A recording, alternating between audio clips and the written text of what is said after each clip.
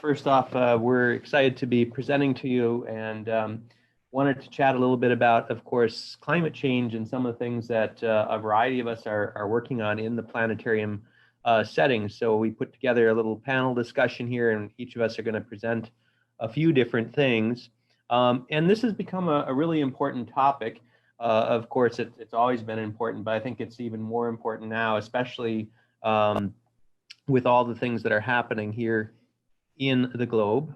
And so in terms of some of my own interest, I've always had an interest in this subject, but when I came here to the University of Maine, I was very lucky to have the Climate Institute here, Climate Change Institute here at the University of Maine. And I had an opportunity to have Dr. Paul Majewski, who actually is one of the world's leading researchers in this area, particularly with ice cores, to be able to present here at the planetarium. And that gave me a little bit of an idea, and we started talking about ways we could bring some things to the dome for this.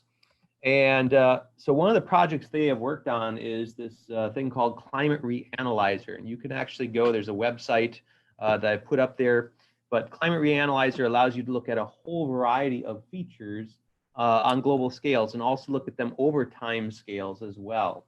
And so one of the things that we're working here with our planetarium and with the Climate Change Institute at the University of Maine is to domify this. And we hope to have it ready in the near future to be able to share so that basically anyone on any system would be able to access this, because it would be sort of a Python-based interface. And so it would be able to easily translate to a variety of different systems. But this would allow you to look at real-time data now, but then also looking at times things over time as well. And that was sort of the first step in the project that we're working on right now, that we had hoped to launch later this fall. We were going to announce it at IPS, but of course everything has changed due to COVID. And that is that we've been working on creating an institute, sort of a Kavli style workshop. But for those of you who might remember the Kavli Institute's cosmology workshops at the University of Chicago, but we're working on building one here for climate change, since we do have a Climate Change Institute here on site. And the first step is domifying, again, that Climate Reanalyzer, so that folks all over can be able to use it in their dome. And we had hoped, again, to do a workshop here and launch it later in September of this year, but now we're going to probably delay till 2022, just given some of the different bits. But we are hoping to do that workshop and basically bring planetarians here, have them work with experts from the Climate Change Institute to be able to share climate science, again, with their audiences. So that's really my quick introduction. I want to turn over to the other speakers. So I will stop sharing my screen and again, give them a chance to share each of what they're doing as well.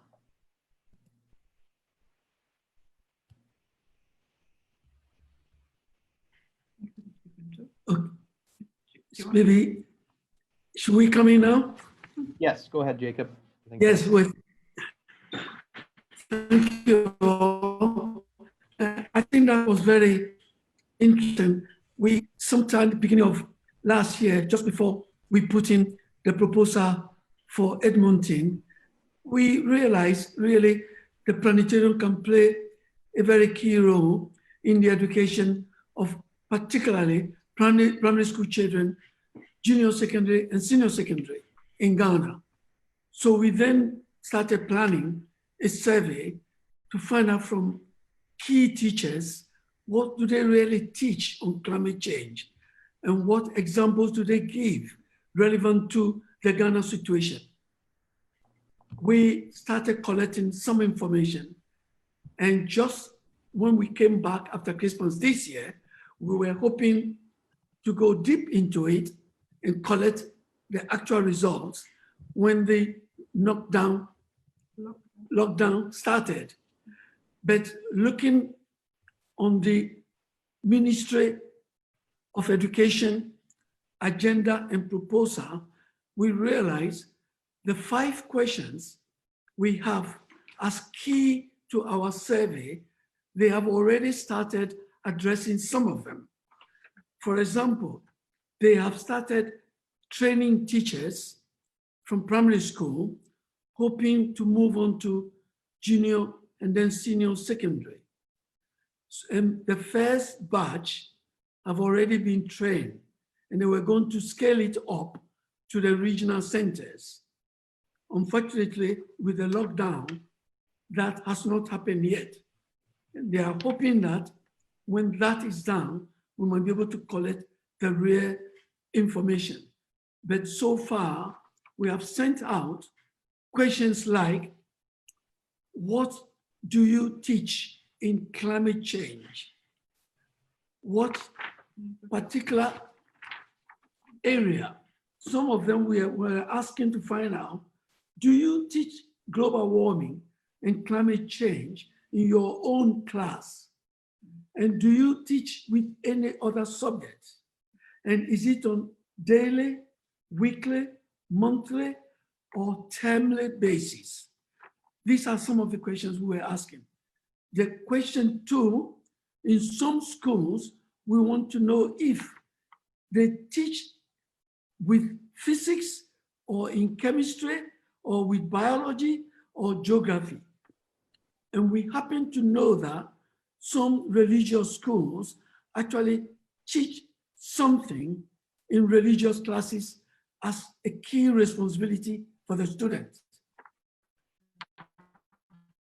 So we have that as well.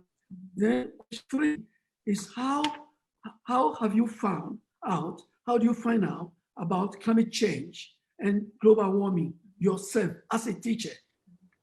How much training do you get? And what books do you use? What TV shows do you watch? Some of these, we realize many of the teachers really don't have enough information other than mentioning global warming in class. They think by mentioning the topic is good enough. They don't have real examples to actually draw on in the teaching. Now, in question 4, we try to find out if some of the teachers have any impediment in school or in class, if there's any hindrance, problem, if they are talking about it, because some of the religious schools, they're very particular about what the teachers actually teach the children. So they're very, very keen in making sure the head give them what they have to teach. Fortunately, the international schools are totally free. They don't do that. So we got some information, and we try to use the international schools as our standard, believing that strongly, if we have Ghana International School, Lincoln International, American International, we use what they teach as our benchmark to make sure what we do in the planetarium and what we're going to try and teach the teachers when we do have the teachers workshop, it will be in line with the international schools, because some of the government schools are too religious and they try to control too much of what the teachers teach. Just the mention of the Planetarium shows, yeah. And then we realize we have actually got a few very interesting planetarium shows that can help cut across the subjects and the teachers' workshop and the children. Since we do get quite a few primary school children, junior secondary, and senior secondary. So we have a video called Climate Change, What Future Are We Facing? And that one covers quite a few interesting areas of causes of climate change, which we think the children like. But at the time we were showing the shows, we were not ourselves to teach climate change. Then we have our living climate, which is another video, really more interesting. It talks more about the atmosphere, the climate, the weather, and evolution. So that we think can be used quite effectively in the dome. Then we have Expedition Reef, Marine system. which is about the marine system. Endangered. And then we have finally the Dynamic Earth, another wonderful video, which I personally think talks a lot about life support and the life system and the climate system and the earth system. So this is what we're hoping to, if all goes well, we got it ready now, and we got some of the answers from the teachers and the Teachers Educational Union, which we can use when we get, if we're going to be back. And we are planning, if we don't come back, we're going to try and turn them into a video to be sent around to schools.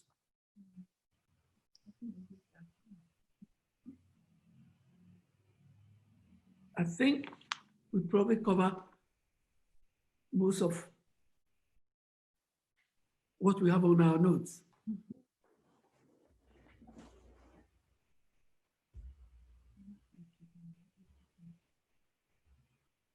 So, do I continue? Yep, okay. So this is a topic that is very dear to me. This is why I work in virtual reality first, and I ended up working at the other for 8 years. And I was lucky to, while there, getting to mentor people in science and art and scientific visualization and things and how to present time and space. So, and I also just finished a chapter for this book, which is like a textbook, precisely on this topic of scientific visualization and climate change. So that's a longer version of what I'm presenting here. So the way we inhabit the space, you know, we think of the senses as being independent. I don't know, sometimes you hear people talking about them as if they were separate things, but we do inhabit space with these special sensors that have very specific spatial qualities. So I'm going to show you the environment going through me right now. And I'm going to show you some sound, which you will hear, but my neighbors will not hear. But we can see stars. We inhabit the space with these different rich sensors. And that is a very important aspect of what is happening to us, especially with climate change. And this is my house right there. And I know you like seeing this. We saw people coming into to a space visualization laboratory and asking, where am I, you know, and wanted to zoom in to see our houses. But where are we in space and at these big distances? And I know it makes this shows that you guys will present to people, make it so seamless, right? We're flying out of Earth, and now we are venturing into our local neighborhood of stars. Well, not yet. There was moon. Then we go to a solar system, right? And we go through all these steps as if it was a big disembodied experience where everything is the same and in a way very, very flat, because it's that point of view of like a vision of from nowhere. But we are located in space. We are located on our planet, on some special geographical location, on Earth, on a solar system in relation to our galaxy. And then in relation to Laniakea, our local neighborhood of galaxies, and the bigger cosmic web structure. And this may be something that we give for granted sometimes, so we forget to mention to people. When I presented in the Space Visualization Laboratory, I was answering a lot of the time questions about where we are and is this real, you know, and how the scaling of these steps works. And why is that? We tend to give it for granted that, yeah, we can fly through these, you know, algorithmic scales of, you know, magnitude of scale to anywhere we want in the universe. And it makes sound like every step of every realm that we inhabit in the space is the same, and it's the same. And when we want to talk about climate change and understand our planetary scale with all the realms inside our very home planet, I think I would beg you to consider explaining how every one of these realms has different parameters, different forces at work, different structures that make them act in certain ways. And also all these scales interact with each other.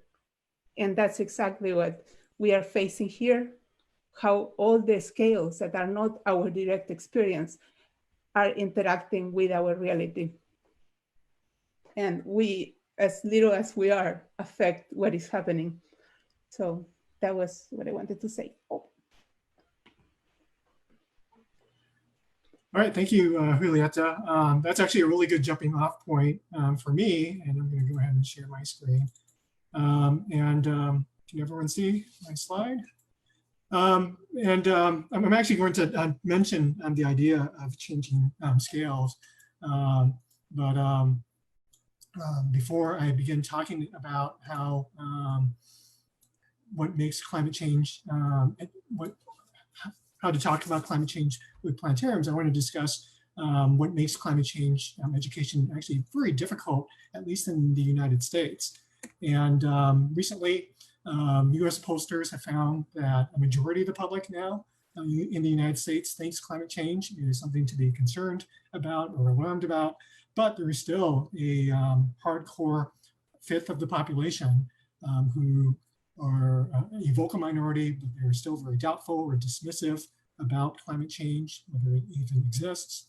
And reaching this segment of the population is actually very difficult, if not impossible, using the information deficit model of science education, meaning assuming that we can reach people by delivering them more and more information. That just doesn't work.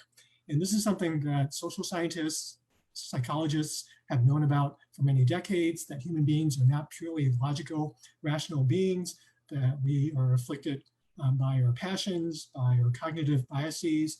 And in fact, in some cases, if you try to educate someone, the more entrenched they can actually become in their positions. This is known as the backfire effect. And so if information is not relevant for belief in climate change, what is relevant? Well, many social scientists think it has to do with your group identity. So what group do you share your values with? And so if a political or religious or a cultural group that someone is part of, and that group does not believe climate change is happening or exists, then there's really no information that you can give that can change that person's mind, because that's asking them to basically drop or change their group identification. Dan Kahane at Yale has done a lot of research on this. He's even done experiments showing that climate skeptics or environmental skeptics tend to be more skeptical the more knowledgeable they are about the science. He's done research involving not only climate change, but other politicized topics in the United States, like evolution and the Big Bang.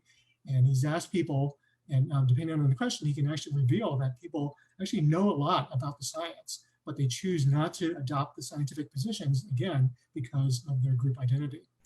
And so given all this, how do we reach people? What are the non-threatening ways to do climate science communication?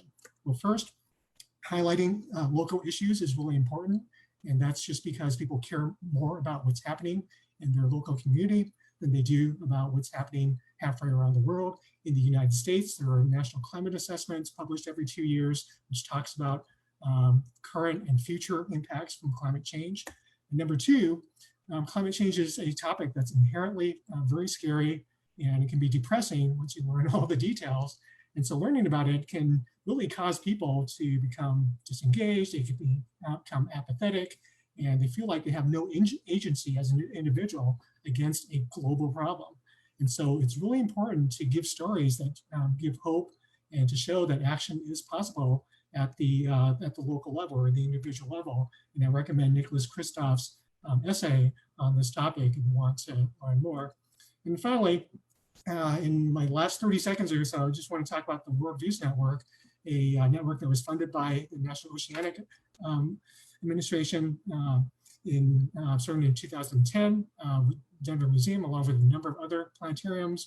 And we created bioregional community dialogues that used planetariums to not only visualize the topic, but also to help them to engage the public with each other and also with community organizations that were working on this topic at the local level.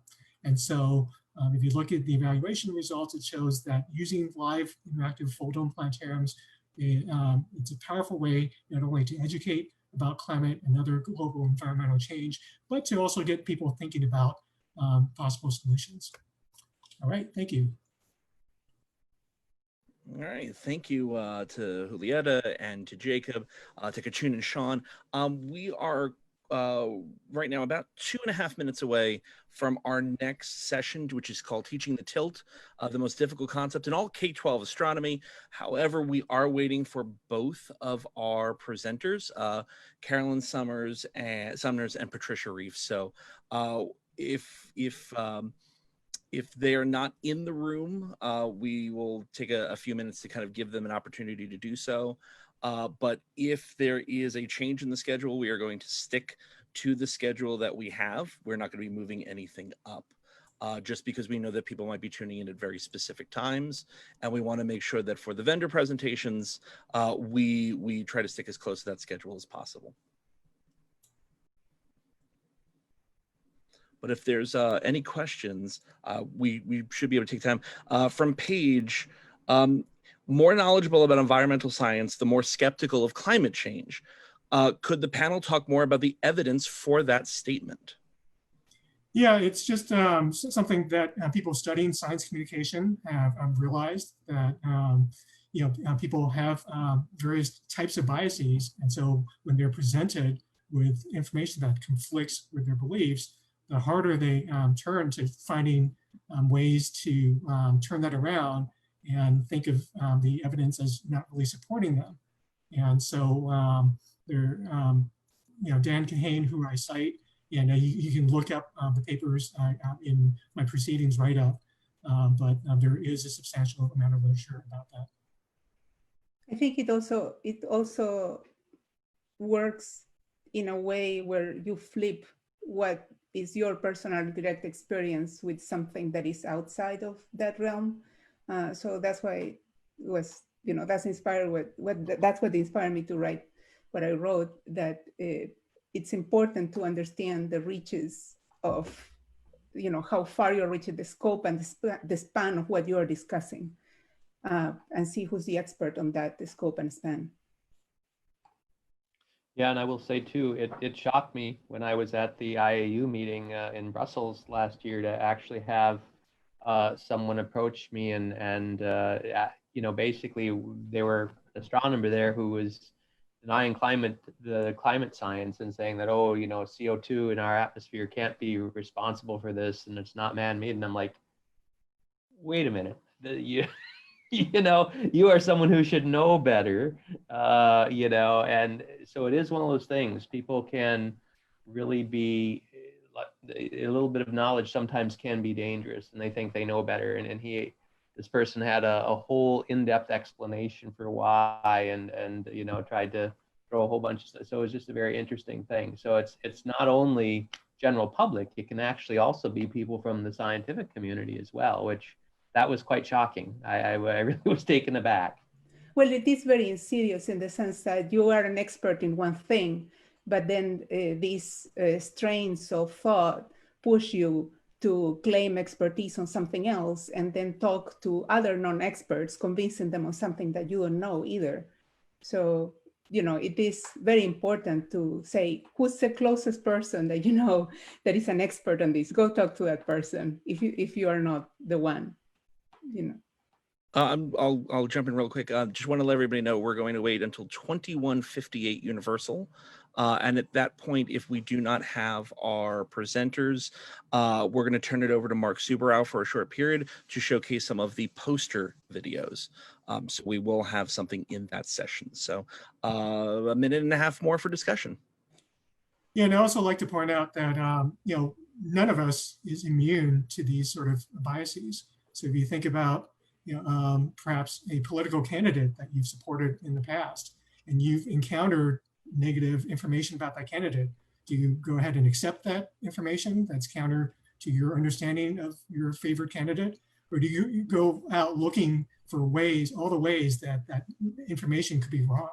I mean, I bet most of us probably do the latter. So this is something that happens to all of us, and I think it's important for us to recognize that, especially when it comes to science education. But also to understand that today, like most everything that we experience is either extension of our direct experience, like we are here in Zoom, but we're not next to each other, right? Or it's mediated in some way. So it is important to understand that vocabulary and what that is giving us, affording us, but also constraining to be able to address properly things and not flatten things and just dump and everything should be the same, because it's not.